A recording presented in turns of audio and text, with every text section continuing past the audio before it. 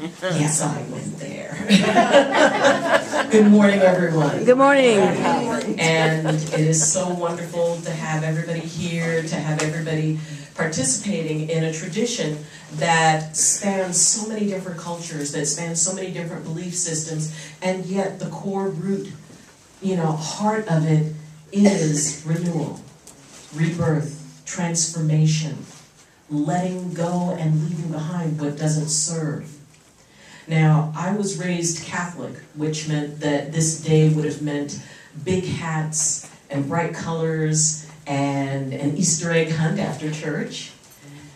And my favorite part was listening to everybody sing together, all the songs that just so filled my heart, and watching as people related to one another in a very special way. It was a time of hope.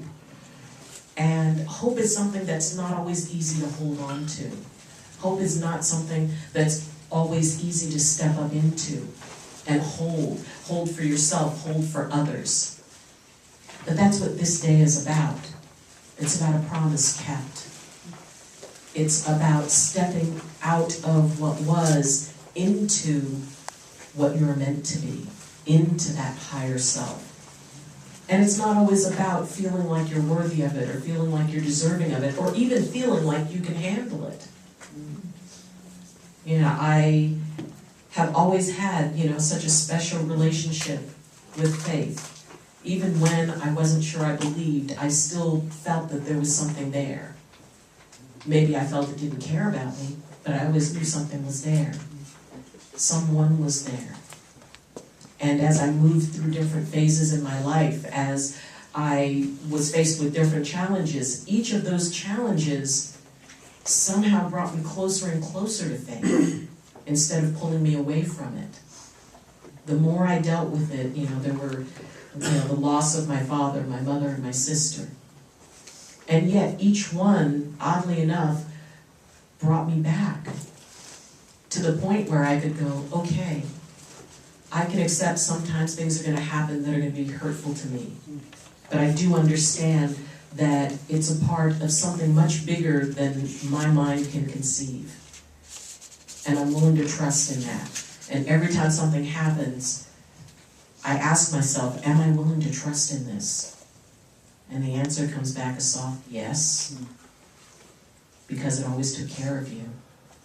It was always there for you, and it's not going anywhere. So when I think of the stories, the traditional stories around Easter, and as we look at the idea of, the resurrection and the tales around that, and understand that there are many different rivers that lead to the same ocean. And there are many different ways of thought, and there may be feelings and emotions around certain faiths, certain spiritual practices.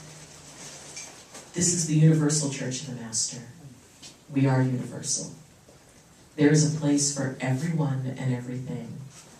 And so in holding these things, the stories that are told, and the histories, whatever it is that resonates with you, accept. If there's anything that doesn't resonate with you, let it for the person next to you, because maybe it resonates with them. So as we look at the stories around the resurrection, and the idea that if it were not for all of the hard, painful things that happened before it, it would not hold so much power. Power!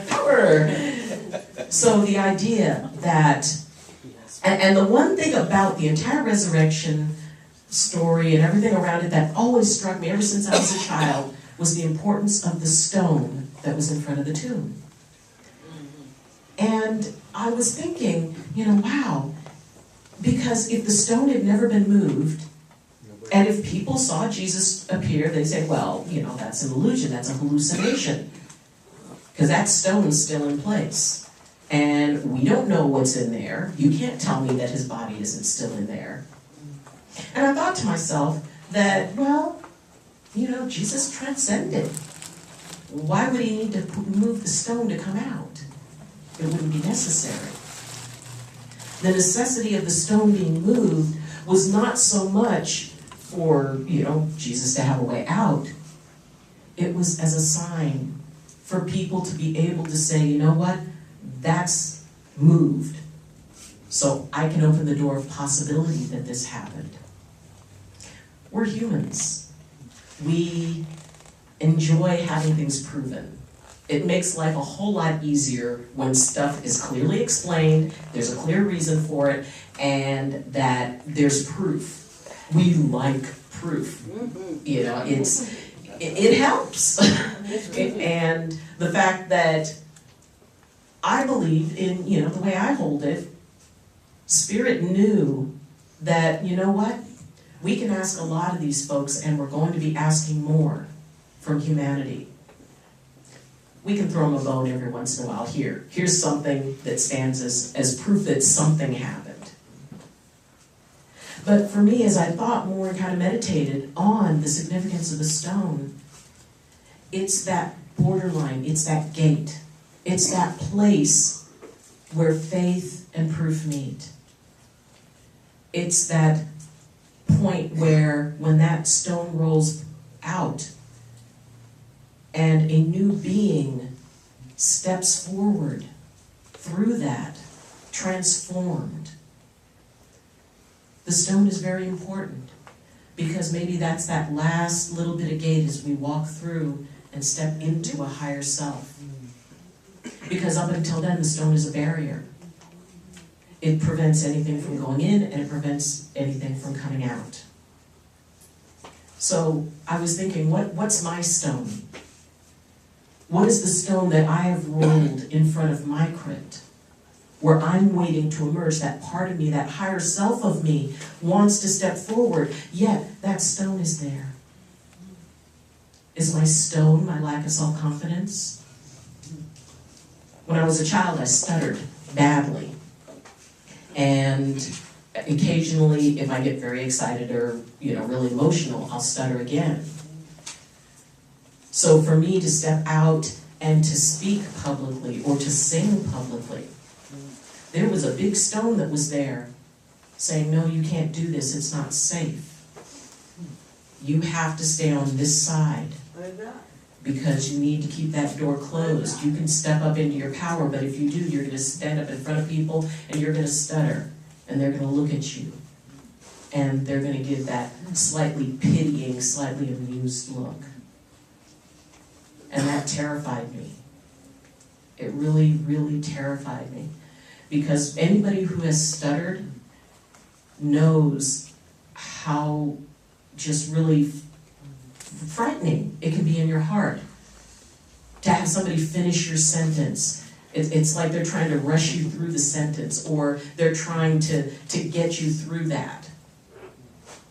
And whenever I would try to speak and I would catch, and I could see that look and almost an impatience. Yeah, what have you got to say? What have you got to say? In my family, it just reached the point where, look, just don't worry about it. And I would never get to say what I needed to say. And that was one of my stones. For me to step out, to be who I was meant to be transformed, to be reborn. That stone needed to roll away. And it didn't roll easy. And it took a long time. But when I thought about it, that stone was in place for a reason. And when that was able to roll away and I was able to get up and feel like I could speak in front of a group of people, not only to say what is in my heart, to say what needs to be said, but to feel that that is going to be accepted, that it's safe for me. So what other kind of stones can be blocking our grand entrance into the world? We can transform on the inside all we want. We can go and meditate on a mountain for, 20 years. But if we stay on that mountain, if we never come down into the valley and reach out, that's just like a stone being left in place to prevent the transformation, the expression of the transformation. Each and every person here, inside of you, a transformation has been happening. You have been evolving. You've been changing. Your perceptions of the world have become different. Things that might have set you off years ago, suddenly you're now thinking about it. Wow, that person, they're really angry, to heck with them. As opposed to, wow, that person's really angry. I wonder why they're so sad. I'm going to say a prayer for them. When we reach that place where suddenly we're not so self-centric. Not self-centered, self-centric. When we listen and hear that little voice that says, you know what? There's a much bigger world. And before you were even conceived, your spirit wanted to be a part of it. And now you're here. And now there's work to do. And you're going to learn. But you will crawl before you walk. And you will walk before you run. Our entire life is a learning process. My mother had a poster that said, life is the childhood of my immortality.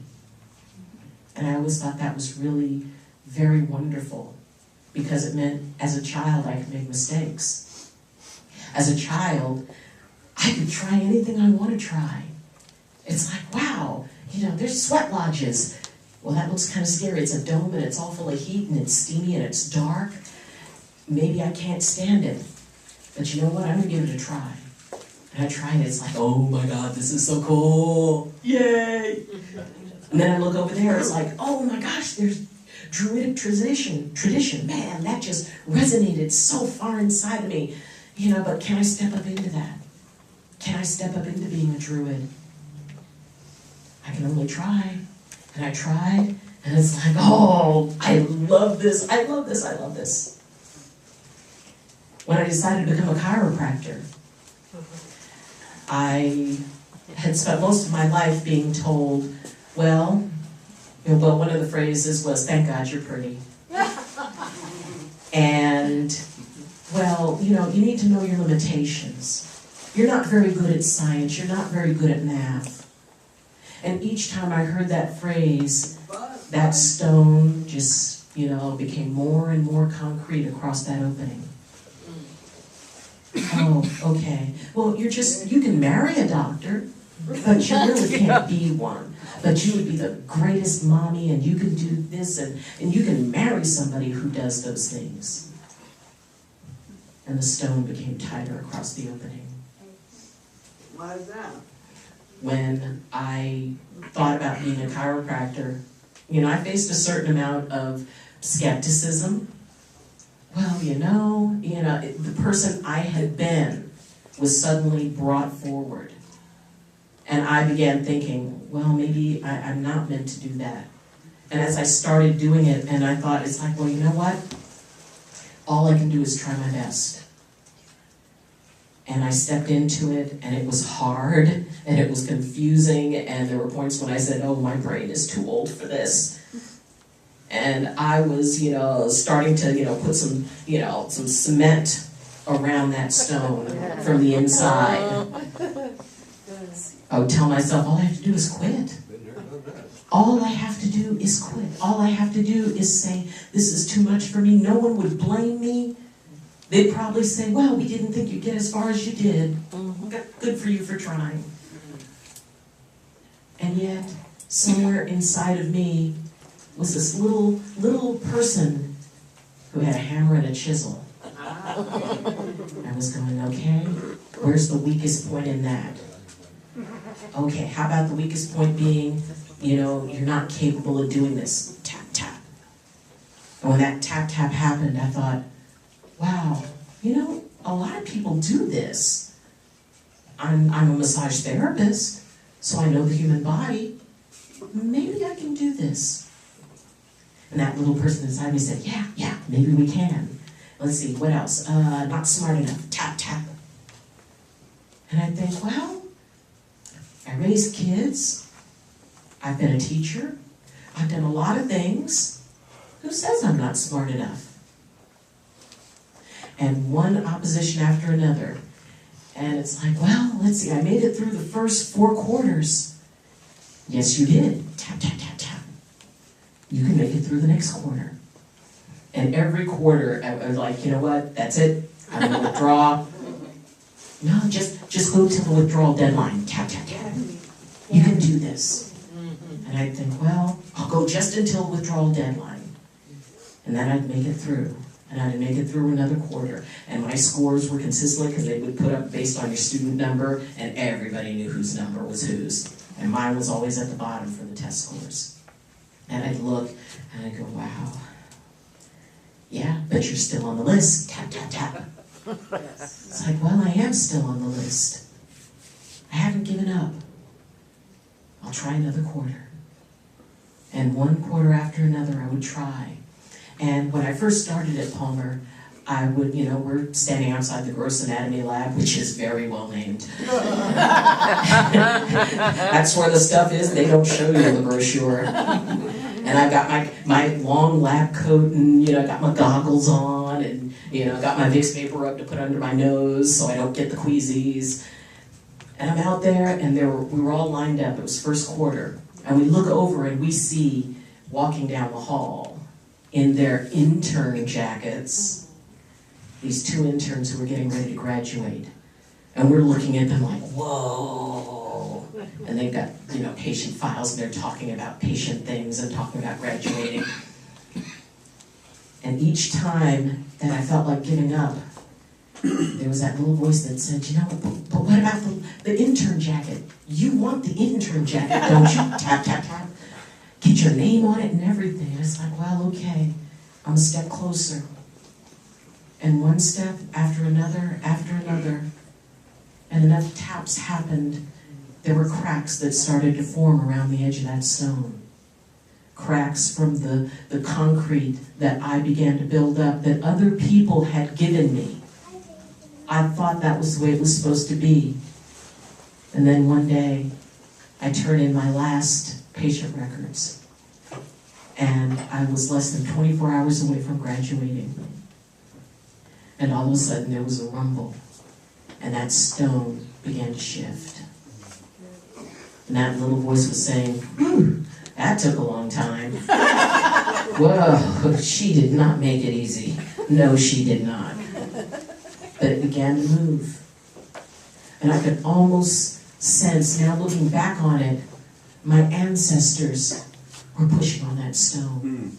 My parents were pushing on that stone. Those whose lineages that I came from, that had been oppressed, that had been brought to this country against their will, who came into this nation as slaves, they were pushing on that stone too.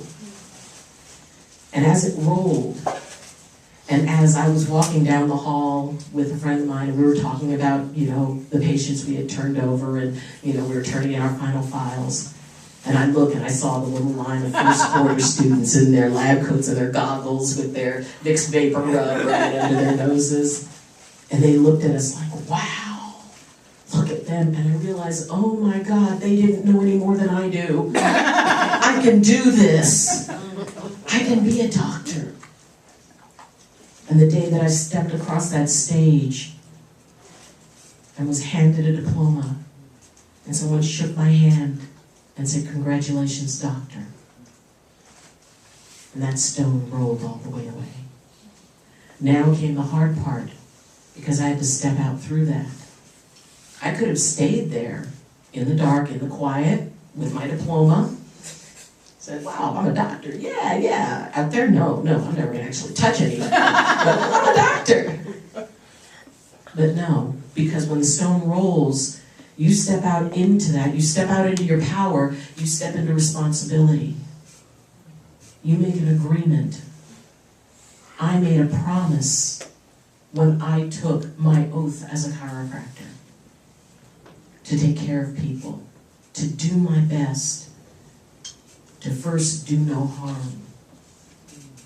And as I stepped out into that, I noticed that I was stepping into a really big space with a whole bunch of other people of different faiths, of different belief systems. Very different from mine, some very similar to mine, but each one had value. Each one belonged there. Each one had chiseled their way past their own stone, the one that kept them blocked off from being who they needed to be, who they were meant to be. I was meant to be a chiropractor. And I was once told that it didn't matter. You know, I was very down and depressed about, and slowly my number actually got a little bit higher. I actually, it's like, wow, I'm not the last. Wow, I'm in the top half. Wow, my score's near the top. But it took dealing with the fact that I was on the bottom. I couldn't quit while I was on the bottom, because then nothing else would have happened. We all start on the bottom. We all start with the stone in place. But the thing is, as we grow, as we expand ourselves, as we believe, as we trust, the stone begins to move. We begin to step up into the transformation. We are reborn. And we are reborn to start all over again and learn. Because we're always learning. We're always expanding. We're always having those belief systems challenged. But each and every time we do, every one of those stones rolls aside. And we step into that new level of ourself. Self 2.0. Then 3.0. Because as you know, the updates never end. Right up. There's always. It's like those Madden video games. It's like it's football. Oh my God. 12, Madden 12. It's still football. And yet, each time we step up into it, each time we step up into who we can be, to believe, okay, what is the ultimate expression of me? And then you find that, and then when you reach that, okay, now what's the ultimate expression of me? There's a term, blind faith, that I've never really embraced. Because to me, that meant that, it was that you shouldn't question it. I always believe you should question everything. You should see if it's true in your heart. You don't go with someone's words because that's their story. But is their story my story? And so I believe that God is okay with me saying, whoa, what's up? I got a question. Is this really necessary? And the answer's like, yeah. Okay, you do know that this is going to be really unpleasant. Yeah. I protest, duly noted, but do you trust me? Yeah, I trust you. All right, go on. And I go on, and we all go on. Sometimes I'm very comforted by the fact that even Jesus questioned. Even he had doubts at times. Because that was a big thing he was being asked to step up into. And whether or not, you subscribe to that particular faith, but just to imagine at a very young age being told, guess what you get to do? Really? I get to do that? I get to? That's a get to? And when we each have those points where somebody asks us to do more than maybe what we thought we were going to do. Those times when we need to step up more than maybe comfortable, when it's inconvenient, when it's unpleasant. May this cup pass me by. But the second part of that is not because it is my will, but because it is yours. And yes, we all reach that point where we say, why have you forsaken me? When things get bad, and they get really hard, and they get really lonely, and you feel like it's just not fair. There is no fair. There's just life. There is no reason, and I find when I give up having to know why, it makes the whole process a lot smoother. Yep. When the answer is just because. Yes. Recently I lost 2 members of my mother's family less than 24 hours apart. And one was because my cousin, who was a year younger than I am, she didn't go to her dialysis appointments. She skipped 2, She skipped Monday, Wednesday, and died Friday. And the frustration, and I went to go and visit with my uncle and my cousins and her husband. And for him dealing with that anger of, why did she do it? Why didn't she go to those appointments? She knew she needed to. And in his grief, having that overlap with the anger. She didn't have to die. But she didn't care enough about me. His feeling was she didn't care enough about him to take care of herself. And when somebody passes, there are so many questions. There are always questions, especially, if it is a circumstance where the person's own choices brought them to that. And when we can let go of why and just accept that that was the best thing they knew to do with the tools they had. Yes. And it's about forgiveness. Yes. Forgiving them for their humanity. And forgiving ourselves for being hurt by it. Because it's natural. Emotions are neither bad nor good. They simply are. They're an expression of energy. They're an expression of where our minds and our spirits and our hearts are. I grieve when somebody passes, even though I have absolute faith that they're fine. But I grieve for me. I grieve for my loss. Because I know they're okay. I also know that that grief doesn't mean I don't have faith. It just means that I'm sad. And so, everything is about doing our best to make it through this world in the best way we know how. To not get trapped behind that stone, because even though it's huge and intimidating, it is not really real. It's only as strong as our belief in it is. What comes into our field, what comes into our energy, what we face is only as overwhelming as we decide it is. When you're a small child, everything is overwhelming because everything is bigger than you and you feel very powerless in it. And as we step up into adulthood, sometimes it's still easy to feel that whatever it is that's coming against us is overwhelming, that it's bigger than us. I guarantee you, your spirit is bigger than anything that you will ever encounter in this life. Because you have your ancestors chipping away at that stone. You have people who love you chipping away at that stone. And as it rolls, and yeah, you got to put your back into it too. Because it's not like, okay, you guys clear that for me. Thank you. No, we got to put our sweat, our spirit, our strength. Even when that strength fails, keep pushing.